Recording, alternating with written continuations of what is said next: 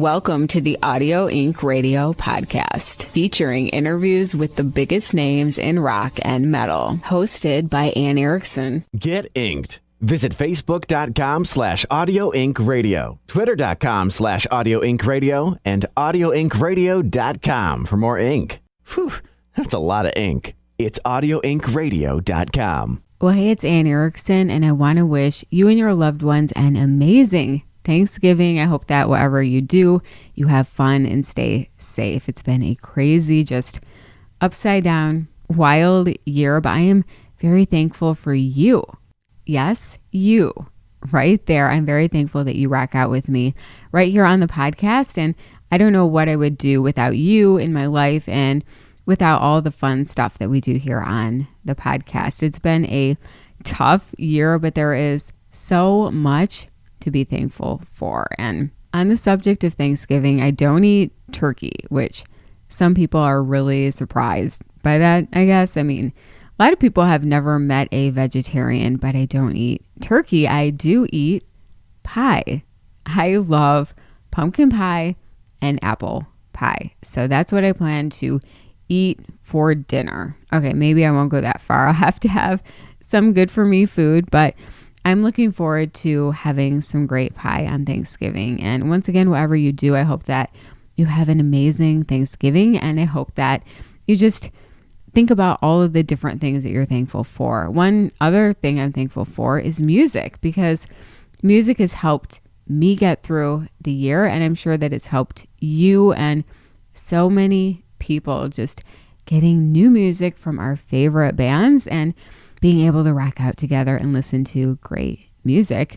On that subject, new stuff out from Jeff Scott Soto with his solo project, which you might know Jeff from Journey. He was in Journey for a while, and he was also, or is, in the Trans-Siberian Orchestra, which doesn't have a typical tour this year, of course, which is a huge bummer, but he's a big part of that Trans-Siberian Orchestra, and he's got a new record out, Wide Awake in My Dreamland. And it's great. It's just got a very powerful, soulful tone and just tons of power and might in this album. If you love kind of melodic hard rock music, then I think that you would definitely appreciate this new one. But Jeff is our guest, which is great because I've actually wanted to get him on the podcast for a while. And he's also in Sons of Apollo, which of course is a great band featuring Mike Portney, formerly of Dream Theater. So Jeff is a busy dude. I don't know how he does it, but we're going to talk with him about Wide Awake in My Dreamland and just what he's been up to during this crazy year.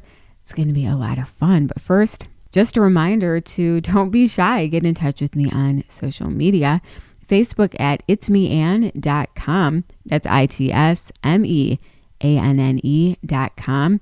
itsmeanne.com to get in touch on my personal Facebook, Twitter, and Snapchat at Anne Erickson, Instagram at Erickson Anne, and you can also support Audio Inc. Radio, Facebook.com/Audio Inc. Radio, Twitter.com/Audio Inc. Radio, AudioIncRadio.com for more ink. And if you haven't yet, I would love for you right now to subscribe to the podcast. I'm going to sit here and wait while you do it. I promise that it is painless and it is always a fun time when I post a new podcast. Just search Anne Erickson or search Audio Inc. Radio wherever you rock out to podcast. Hit subscribe. I'm going to wait while you do it. All right. Well, thank you. And if you can, please leave a 5-star review. I definitely appreciate all the great support. Without further ado, it's Jeff. This is Jeff Scott Soto, and you are listening to Audio Inc. Radio with Anne Erickson. Please do yourselves a favor and turn it up. How are ya? I'm pretty good. How are you doing? Well, depends on the context. Oh man, I know. I mean, this year has been. General, I'm in the same position as everyone else. You know, we're just sick of everything that's going on, and we're ready to get back to what we were used to. I know. It's such a loaded question. It used to be just a nicety, just, hey, how are you? You know, now it's like, oh. It's like, do you really want to know? I know. It's so crazy. But so even though it's been such a crazy year, the good news is that you have the new solo record on the way, Wide Awake in My Dreamland. It's very cool that you have this coming up. Tell me what makes this stand apart from your other solo records, because you've done so many. Well, anytime I go into a new record, I always try to dabble into something new, and if it's not material in terms of like direction or experimenting with a new sound or vibe, it's going to be new people, and this time around it is new people. I've known my producer Alessandro Del Vecchio for quite a long time now, but we've never actually worked together. We've always vowed to work together, and while I'm waiting for that day to actually happen, I've watched this guy just grow leaps and bounds in terms of what he does and how he does it. He's become an ace producer, an ace songwriter, engineer, you name it. The guy's he's everything above the board. He's just been killing it. So when it was we had a sit down with Frontiers Records when I did their Frontiers Rock Festival last year, talking about the new album. And one of the first things they said, they would love for me to collaborate with Alessandro on this new album and see how we would do something. And I said, absolutely. We've been talking about it long enough. Now it's time to do it. The fact that Alessandro brought in this unknown guitar player that he also knew about, never worked with before, but he knew about it and always said, I got to work with this guy someday. Everything about it was new and exciting, of having just new input and new, just all around, even though we weren't reinventing the wheel musically, just having new people involved, it really was exciting. And when I heard the result of it, it put me in a whole new spectrum of what to expect for this new record. The record also includes a live album that was recorded at Frontiers Rock Festival, right? Correct. Okay, cool. So what do you most remember about that show before COVID hit, just like the fun of having that show? What I remember most about it was so damn short. And that was one of the reasons why intentionally we did not release that. I told Frontiers, please do not release this as a standalone item, because I don't want my fans to think I'm trying to go for a money grab, that I'm cheating them and selling a live album that's not even an hour long, much less it's not even 50 minutes long. And I didn't want it to look petty that we're just trying to make as much money as possible for songs that I've already done on other previous live albums, etc. They said, what about this as an idea? We release it as a streaming item, all the digital outlets, and then when it comes to the actual physical product of the new solo record, we give them a bonus disc of it for free with no extra charge. That way the people who are... physical product is now, it's suffering. It's suffering in terms of everybody's into the easy streaming thing. Nobody's really caring about the good old days when you look forward to opening a record and smelling that new vinyl or smelling that new CD and having all the liner notes and all these different things. It seems like those days are really becoming Jurassic in terms of physical sales. So to give more incentive to the ones that still only buy physical, we wanted to give them that incentive of that disc, since they don't want to get it on the digital format. Well, I think that's a great idea. Do you have a favorite track off the release? I know it's hard because they're all kind of your babies. Yeah, and one of the reasons that when Frontier said, listen, especially because of this year, because of the fact that there's no touring, there's no proper way of going out promoting like we normally are used to, we're probably only going to get one shot, one video out of the whole thing, and the other ones will be maybe lyric videos or whatever the other things they're coming up with these days.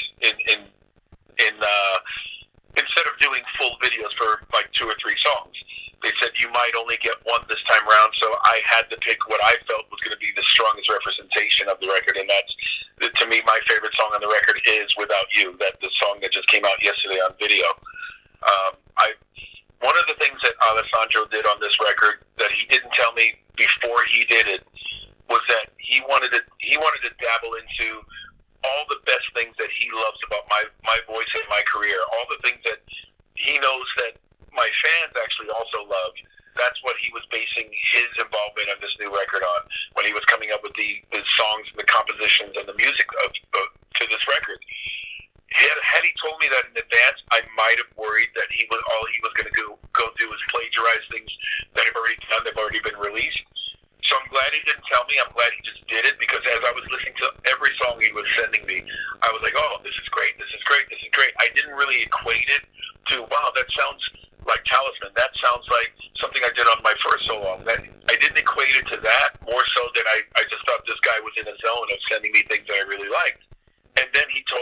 later. It's like I wanted to round up the best of what I love about JSS and put it into the writing of this record, and boy, did he succeed. Wow, that's so great. Would you say there's an overall theme at all to the album? Not necessarily. I didn't put a theme nor a concept behind it. Aside of the title, I mean, the title, I always try to give my titles a little more than just choosing a song on the record and just calling it, okay, well, this is a song I really like, so this could be the name of the record. After I wrote the actual song, Wide Awake in My Dreamland, I loved the way it resonated because it truly represented, especially here in the U.S., the division between politics, religion, social issues, all of that was already happening before COVID hit. But now even more so that COVID is here, this truly feels, this life that we're living right now truly feels like we're dreaming. We must be dreaming. There's no way this can be real.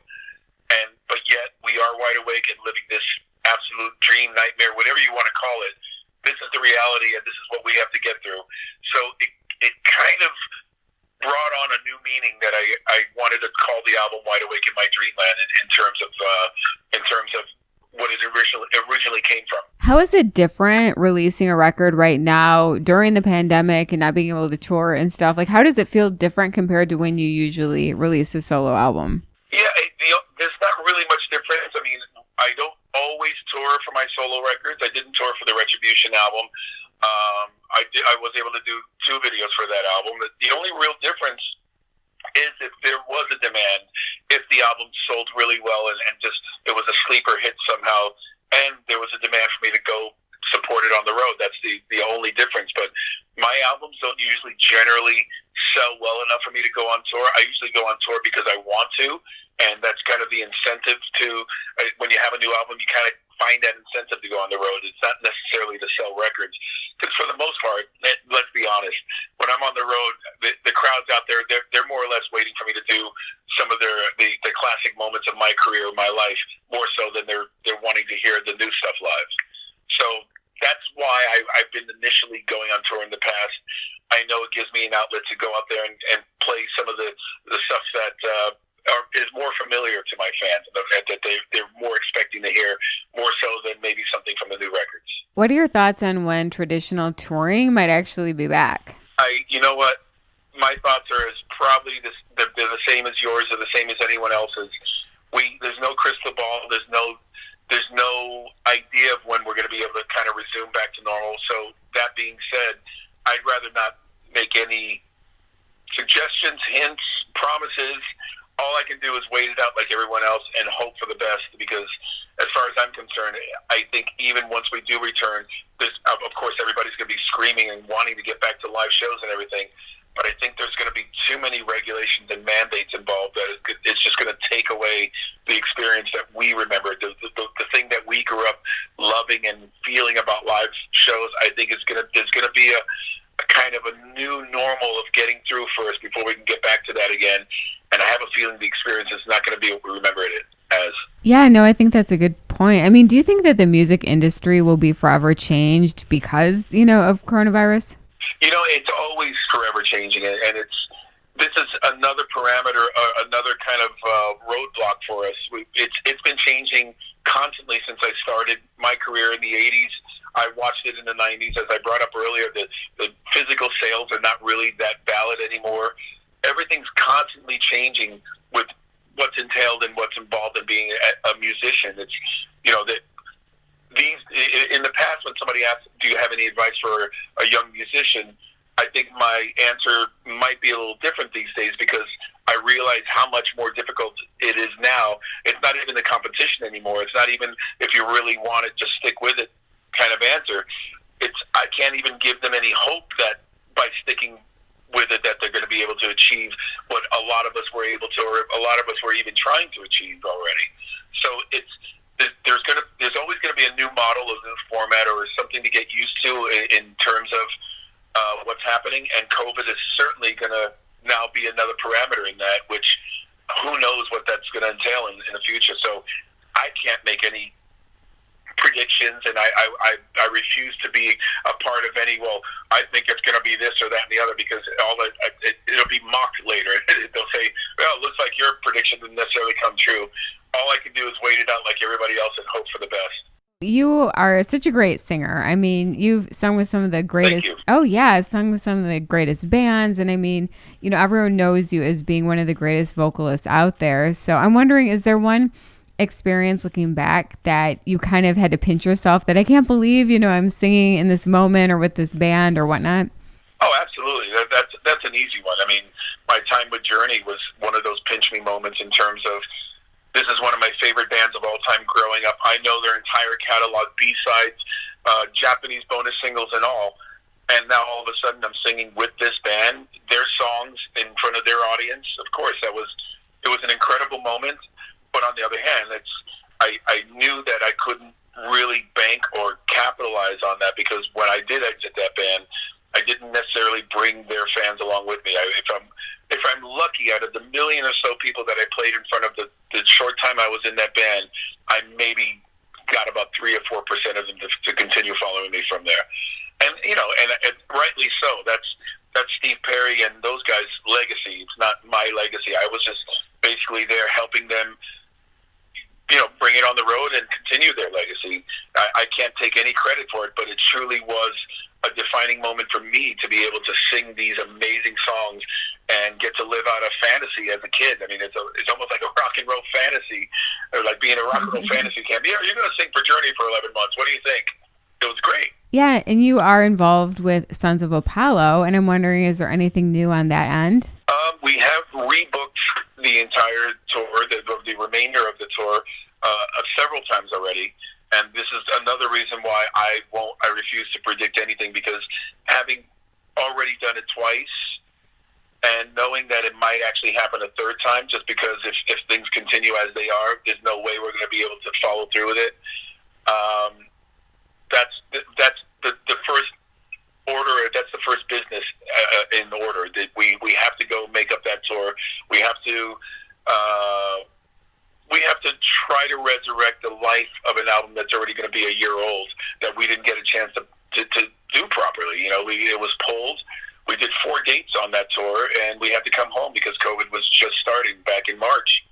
So we didn't want to risk it. We didn't want to be stuck somewhere in an Army hospital, so we pulled the plug. And we're excited to get this back out there, but it's got to be within the parameters of everybody being safe, everybody feeling like they want to come see the shows, and us feeling the same way. Right. I've seen so many bands book tours and rebook just like that. It's so hard to know when it'll be okay again. And so now when I see a band booking a tour for next year, I'm just like, why are you doing that right now? Right. Wait it out, The main reason you have to do it, it's semantics more than anything.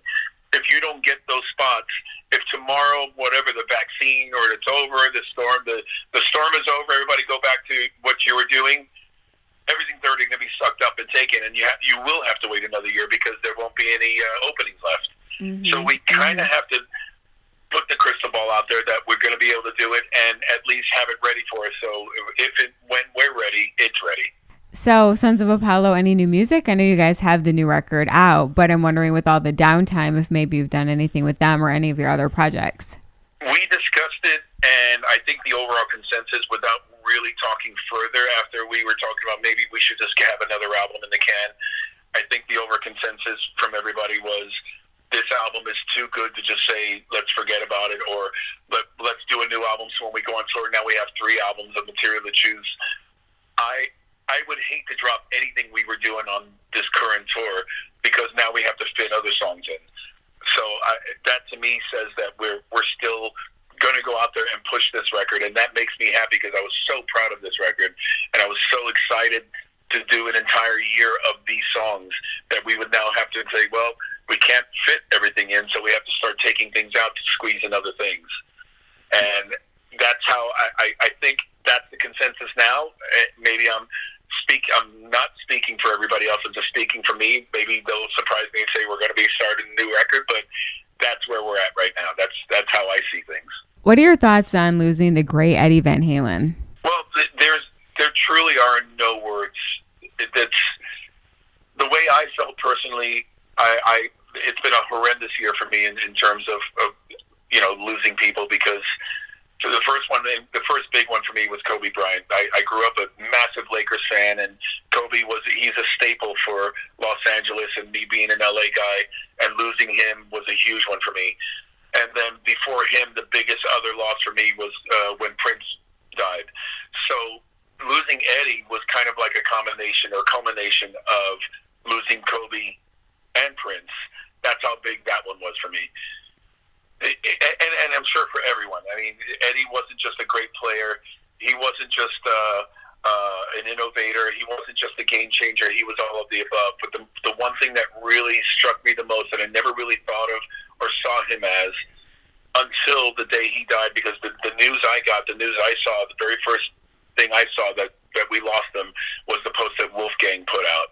And without mourning or being sad for him as an artist and an innovator and all of the above, I was sad for a father and son moment of Wolfgang losing his father.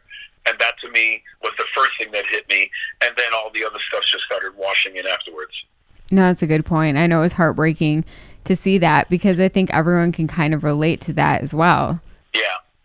And that to me is what made me more sad than losing Eddie, because we all knew he'd been dealing with his own health issues and struggles. Of course, he's so private. No one knew that it was this extreme or this bad. We just thought he was getting treatment, and he'll bounce back when he's ready to bounce back. In the meantime, give him his privacy, give him his space, and let him get treated and get better. Had we known we were about to lose him, the way we lost Frankie Bonelli, who was, I'm not going to say he's a dear friend, but I was definitely close to Frankie in that term of he was a friend, he was a colleague, he was a peer, but we knew he was suffering. We knew he was slowly fading from us, and we were kind of preparing for his loss. Nobody could prepare for Eddie's loss, so I think it was more devastating that way. I agree. I mean, when I heard about Frankie, I was heartbroken, but I also knew that he had that form of cancer that is so hard to fight back against. I know people have passed away from it, and so we were all kind of in and knowing what was going on. But with Eddie, it just seemed to come out of nowhere, even though we knew he was sick too. And the other thing with Frankie, he was really open with it. On his Facebook page, he would give updates. He would even say when he was in the hospital or that he had an episode, and he was really forthcoming with everything that was going on in his condition, and that's why I'm saying we could kind of see him deteriorating. We could see when it was a little better, but we also knew that based on the cancer he was dealing with, that it was just a matter of not that much time. It wasn't something that he was probably going to be able to beat, because the odds were certainly against him. So, as I mentioned, you're an incredible vocalist, and you also always had a very Stop it. No, I will not. But you also, have had a very healthy voice, and I'm wondering, how do you keep your voice in such good shape? Because I know it's very difficult with the amount of singing that you do. Well, yeah, and as you get older, I mean, I'm not going to make any bones about it. My range has dropped tremendously in terms of how I used to sing, or some of the things that you heard me sing in my 20s and my 30s and even my early 40s. The voice, like everything else in a man, starts dropping. You kind of roll with the punches, and I've come to that reality. I've come to that realm of I'm not going to continue writing and thinking that I'm a young guy being able to pull all of this stuff off live. If I want to continue touring and I want to be able to deliver the quality of who and what I am, I have to think along the terms of longevity of what I'd be able to actually physically pull off and going on tour now. And I write this way. I think this way. I come up with things that I know realistically I can pull off for the next 10, 15, maybe even 20 years if I'm lucky, if I'm going to be around. And that's what some things like the Wet album or the Wet project, I sing a little higher because I know that band will probably never tour, and I probably wouldn't be able to sing that stuff live at this point anyways because it's so high. So I can get away with doing more of the higher range stuff and getting away with it because I know I don't have to pull it off live. But the stuff I know I'm going to be touring, or if I'm going to be touring JSS stuff, I keep it kind of at the humane level of where I'm at vocally right now. And so part two of that question is I never really fell into the vices of the quote-unquote rock star lifestyle. I never smoked, did drugs. I rarely drank. If I did, it was socially. It was never like getting blasted after every show. Every night I had to have a drink. I always kept it cool. And even later I learned that not talking after shows, not laughing and being part of social circles after shows, you're going to be able to retain that voice that you're going to need nightly to be able to deliver every night. As soon as YouTube came around, and I coined my own term, YouTube is forever. Back in the old days, you only had to worry about somebody making a bootleg cassette or a bootleg vinyl of a particular show. Now, minutes after you've sung that show, that thing is on YouTube forever. So you have to make the decision of what you want people to see and hear you as. And I take that decision as I want every show to be as top-notch as I can possibly deliver it, because YouTube is forever. No, and that raspiness, I was able to kind of fake the earlier part of my career. I always had to kind of force it because I was more of a clean singer.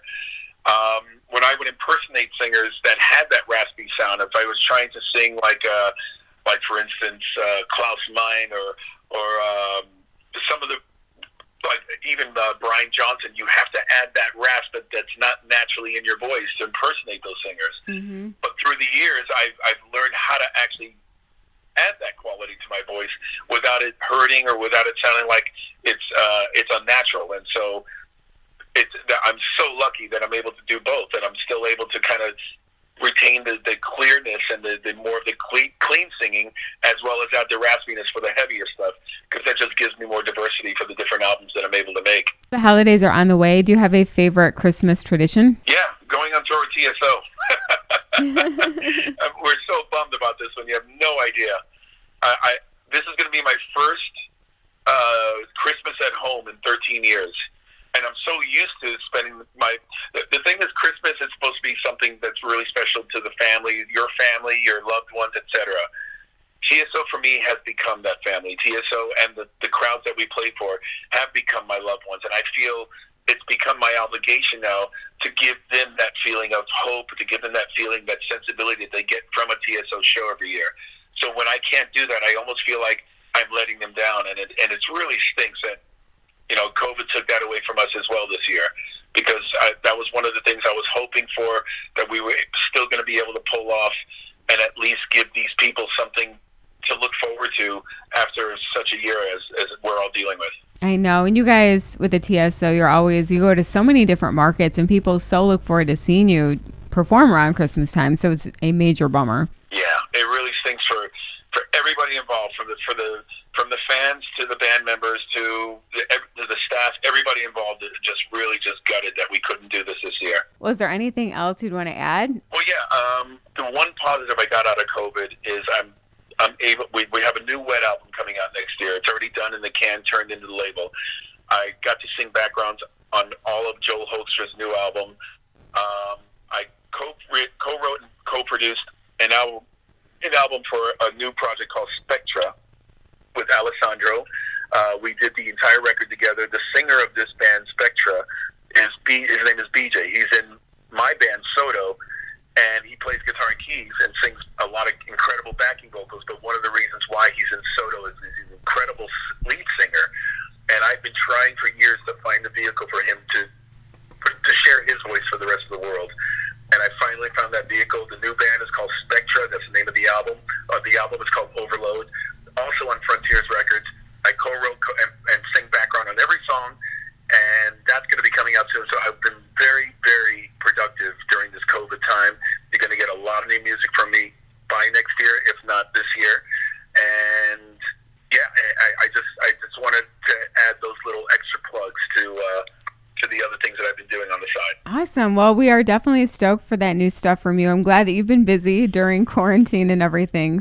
Looking forward to that, and stay safe, okay? Thank you so much. All the best to you. Jeff, thank you for being an amazing guest on the show. It was fun to talk with him about his new record, Wide Awake in My Dreamland, and just everything he's been up to. It's cool that he really loved his time with Journey, because I think a lot of people kind of grew to know and love him when he was on that big stage with Journey, and then all of his other projects like Sons of Apollo and of course the Trans-Siberian Orchestra.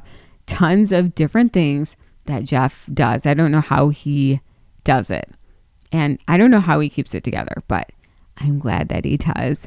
Hey, if you enjoyed this episode, which I hope that you did, don't forget to subscribe to the Audio Inc. Radio podcast. Just search Audio Inc. Radio or search my name, Anne Erickson, wherever you rock out to podcast. Hit subscribe, and it is that easy. Just hit subscribe. Also, if you are able, please leave a 5-star review. I definitely appreciate all of that great support. And link up with me online. I promise I don't bite. Hit me up on Facebook. Just head to itsmeanne.com. That's itsmeanne.com. itsmeanne.com and link up on my personal Facebook. You can link up on Twitter and Snapchat at Anne Erickson, Instagram at Erickson Anne. And I think that's pretty much all the different ways to get in touch. Actually, no, you can email me, Anne at audioinkradio.com. That's INK like tattoo ink. Anne at audioinkradio.com. Finally, check out my band Upon Wings at uponwings.com. Female-led metal music. And we do have new stuff that's all ready to go, but I think we might wait until early January to put it out because of the holiday and stuff like that. But check that out, uponwings.com. Got some great stuff on the way to wrap up the year, and hopefully we're going to go into a better year for live music next year. My fingers are crossed. Until next time, be safe, God bless, and we'll rock soon. It's Audio Inc. with Anne. Thanks for listening to another episode of the Audio Inc. Radio podcast. Subscribe to our channel so you never miss an episode. Get inked online at audioinkradio.com. I'm Anne Erickson for the Audio Inc. Radio podcast.